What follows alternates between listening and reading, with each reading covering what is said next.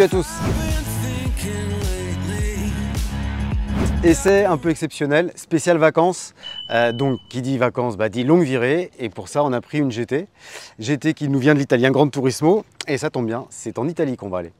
Alors on va y aller avec la nouvelle KTM 1290 Super Duke GT. Quand je dis nouvelle, elle évolue peu par rapport au modèle 2021. On a les jantes donc sur ce nouveau modèle qui pèse à L2 1 kg de moins que sur l'ancienne version, ce qui est pas mal en fait, ça favorise la maniabilité, c'est de la masse non suspendue, tout le monde sait ça maintenant. Et puis une moto conforme aux normes Euro 5 qui reprend la motorisation de la Super Duke R. Donc gros moteur, beaucoup de calories. Alors là, quand il fait chaud, et en Italie il fera encore plus chaud, on va en avoir plein les pattes.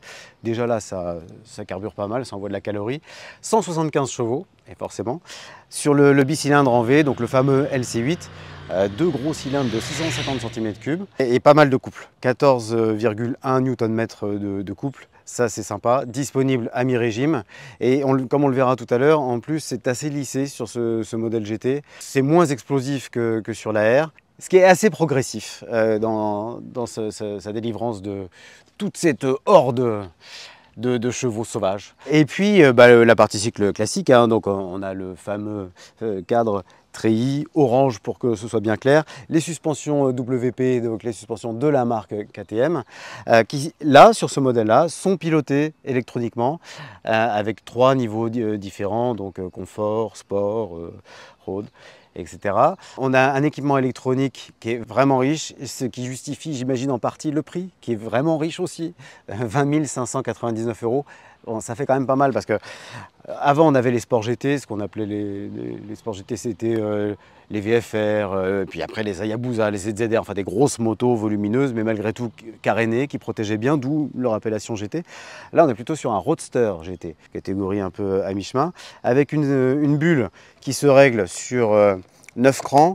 Alors voilà, hop, bon, les crans sont assez proches les uns des autres, ça ne change pas grand chose. La bulle est assez courte malgré tout. Au niveau protection, sinon on a ce large réservoir de 23 litres. C'est pas que le réservoir, hein, ce sont aussi les ouïes, l'aération, etc. Enfin bon, ça protège pas mal les jambes. Sinon pour le reste, bon, on a les pare-mains, petit héritage des modèles trail, notamment Super Adventure. De cette moto. Ça reste assez chiche comme équipement GT. En option, il y a des valises qui viennent se fixer ici. Il y a évidemment moyen de mettre une platine pour avoir un top case. Au niveau des selles, c'est plutôt pas mal. Elles sont assez larges, on sent le moelleux. Bon, moi j'ai déjà roulé avec, je peux vous dire qu'en effet c'est confortable. La différence aussi de réglage de suspension, et notamment qu'on la met en mode confort, qui joue essentiellement sur l'hydraulique, on le perçoit bien. Alors évidemment, elle talonne plus facilement, mais sur les petits chocs, elle encaisse mieux. C'est plutôt efficace. Et puis évidemment, on a tout ce qui est mode moteur, qu'on contrôle par ce magnifique écran TFT 7 pouces. Alors la clé, hein, toujours garder sur soi parce que c'est une clé transpondeur. On active là et le démarrage, enfin, c'est-à-dire le contact, le démarrage ensuite, mais aussi le Neyman. Je reviens à mon affaire. On a un petit joystick là qui est hyper efficace. On appuie sur le centre. Voilà, et là, on a toutes les infos moto, les infos sur le trajet, et on arrive au mode de conduite. Donc on a le mode de conduite sport, road, on qui concerne à la fois le MTC, donc qui est l'anti-patinage, et le MSR, qui est l'ABS, mais qui fonctionne aussi en fonction de tout ce que les calculateurs enregistrent comme données. C'est-à-dire qu'on a plus ou moins de pression au frein et de déclenchement de l'ABS selon l'angle, etc. Enfin, on a une électronique très développée. En plus de ça, on a deux modes particuliers, parce que cette moto peut aller faire du circuit. Donc c'est une Super Duke GT et R aussi en même temps. Il y a le mode performance. Alors ça joue sur l'anti-patinage, ça joue sur le frein moteur, enfin bon, toute l'électronique en général. Et puis au-delà de ça, presque on peut faire du super motard. C'est là un peu l'ADN de KTM quand même.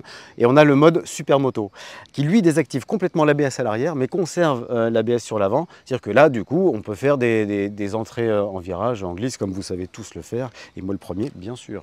Et avec le mode performance, vous pourrez aussi sortir des virages en faisant patiner la roue arrière et faire de la fumée, impressionner tout le monde. Ce que vous savez faire aussi bien que moi. Bon, j'arrête parce que tout le monde a vu mes exploits par ailleurs. Il fallait que je la place. Bref, donc on a une électronique très développée, un équipement très riche, donc je l'ai dit tout à l'heure, avec en plus un petit bouton de précommande pour d'autres options qu'on pourra ajouter. Les poignées chauffantes de série, ça, on revient sur le côté GT. Enfin, vraiment, cette moto, elle fait le grand écart, quoi. Mais malgré tout, elle est quand même axée sur la performance. Bon, c'était normal, quand on achète une KTM, on sait qu'on s'attend à ça. Je reviens donc sur le châssis pour donner juste une valeur quand même essentielle, qui est le poids. 234 kg tout plein fait, ce qui est malgré tout pas très lourd pour une GT, même si voilà. Elle est surtout très bien équilibrée. Autre élément important, le côté multimédia. Il faut coupler son téléphone, ça c'est pas très compliqué. Il faut télécharger l'appli KTM Connect. Et ensuite, on a accès à ce que KTM appelle le Turn by Turn Plus. Bon, tout simplement, c'est de la navigation via le téléphone, via l'application. Donc il faut s'inscrire. Bon, ça nécessite 2-3 formalités rapidement, mais après ça peut être très pratique parce que cet écran très lisible peut donner des indications GPS de manière très claire. Et ça, c'est pour le côté Gran Turismo. Là, pour l'instant, on parle en théorie. On va voir tout ça en pratique, en pleine chaleur, en Toscane, sur des routes qui vont la mettre en valeur, mais aussi sur l'autoroute, donc pour voir et la consommation et la protection. Donc je vous propose qu'on y aille. À tout de suite. Bon, avant que Zef parte comme un sauvage en Toscane, j'ai fait une petite virée quand même avec lui en tant que passagère pour tester cette fameuse GT. Eh bien, c'est une super surprise parce que franchement, cette selle, j'adore. Le gros avantage, c'est que pour une fois, la moto est assez haute, mais pour une fois, j'ai pas trop de mal à monter dessus. Les repose-pieds sont pratiques et c'est surtout que la selle est pas trop large, contrairement à des grosses routières que j'ai pu tester avec David. Donc là, on monte facilement dessus. Et ce que je trouve super, c'est que la selle est super bien plate, avec une forme vraiment où, en gros, on part ni devant ni derrière, on est pile poil assis et c'est génial. Les poignées sont originales aussi, puisque c'est vrai que vous avez vu qu'ici, il y avait les emplacements pour mettre la bagagerie. Donc en fait, ils ont concentré toute la poignée passager derrière, ce qui est plutôt rare, notamment sur une GT. Mais en fait, c'est bien placé, c'est bien pensé, on va dire, parce qu'en se calant au freinage et ou à l'accélération de cette manière-là, on se tient parfaitement. Donc ça, c'est super. Côté position de conduite, franchement, elle conviendra très bien à tous les gabarits parce que les repose-pieds sont plutôt bas, donc il y a de la longueur de jambe possible. Vous pouvez vraiment mesurer 1,75 m facilement et être bien derrière cette GT. Les suspensions sont très bien, en plus on peut les régler, mais franchement je ne me suis pas pris d'à-coup en duo. Le moteur est aussi très onctueux, donc en gros on n'est pas chahuté dans tous les sens. Donc vraiment une moto, j'aurais bien voulu aller en Toscane avec Zef pour l'expérimenter sur 2000 km, mais déjà en premier contact assez long, je lui mettrais déjà un 17 sur 20.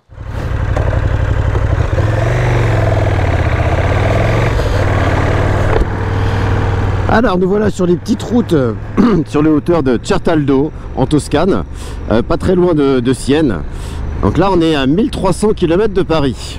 Alors ce qui est génial ici sur les petites routes, elles sont un petit peu défoncées, mais assez étroites, très viroleuses. Alors évidemment, pour arriver là, vous vous doutez bien que j'ai fait pas mal d'autoroutes.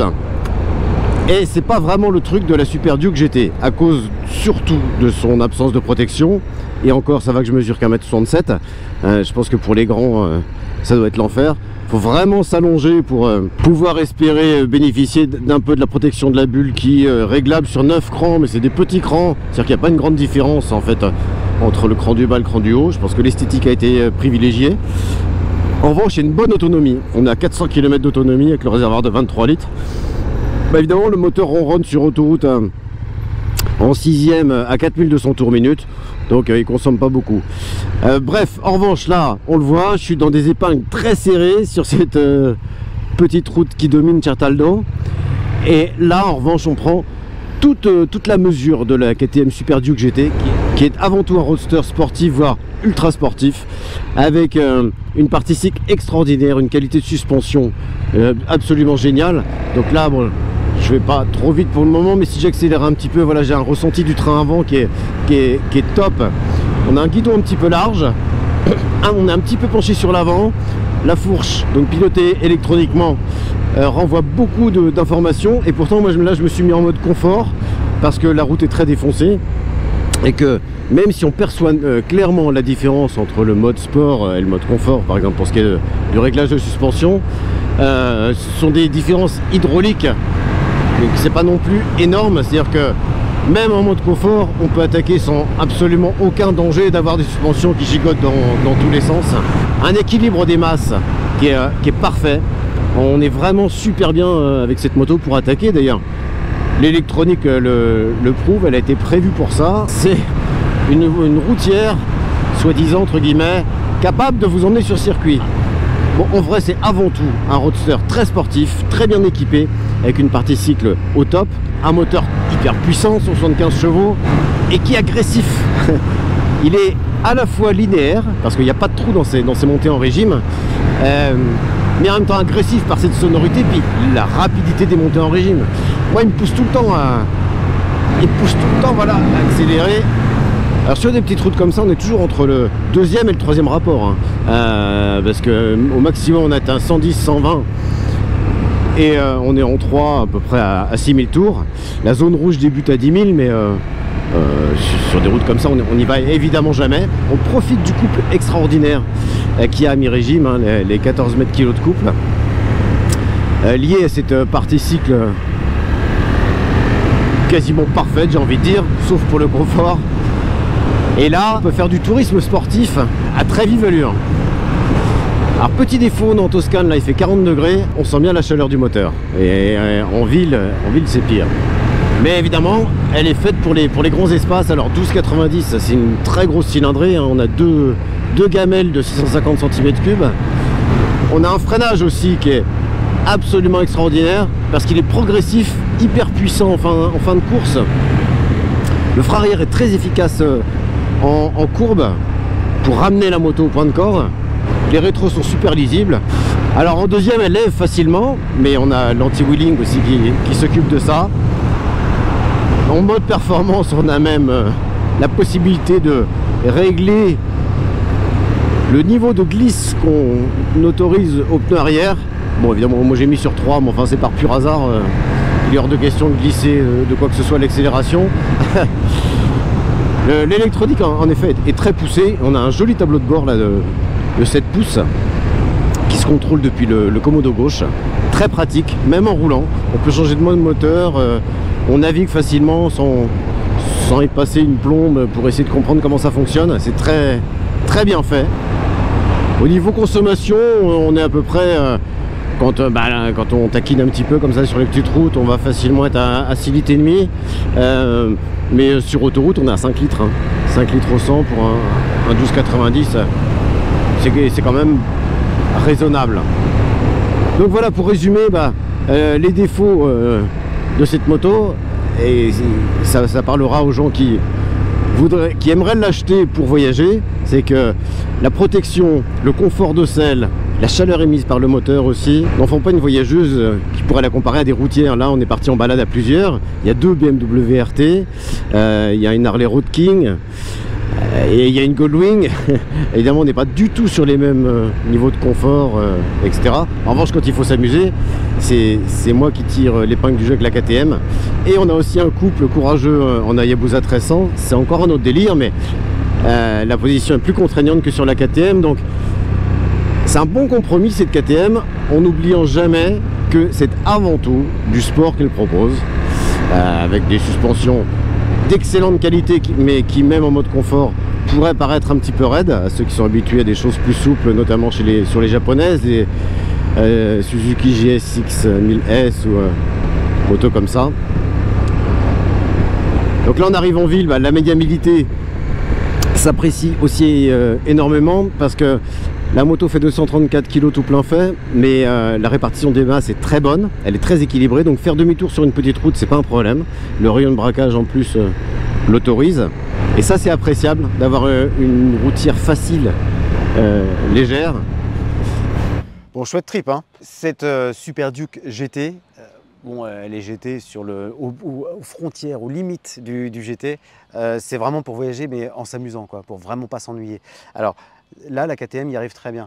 Alors par rapport aux concurrentes, c'est sûr que c'est assurément la moins ennuyante. Les concurrentes, donc Suzuki GSX 1000S, Kawasaki Z1000SX et puis la BMW R1250 RS.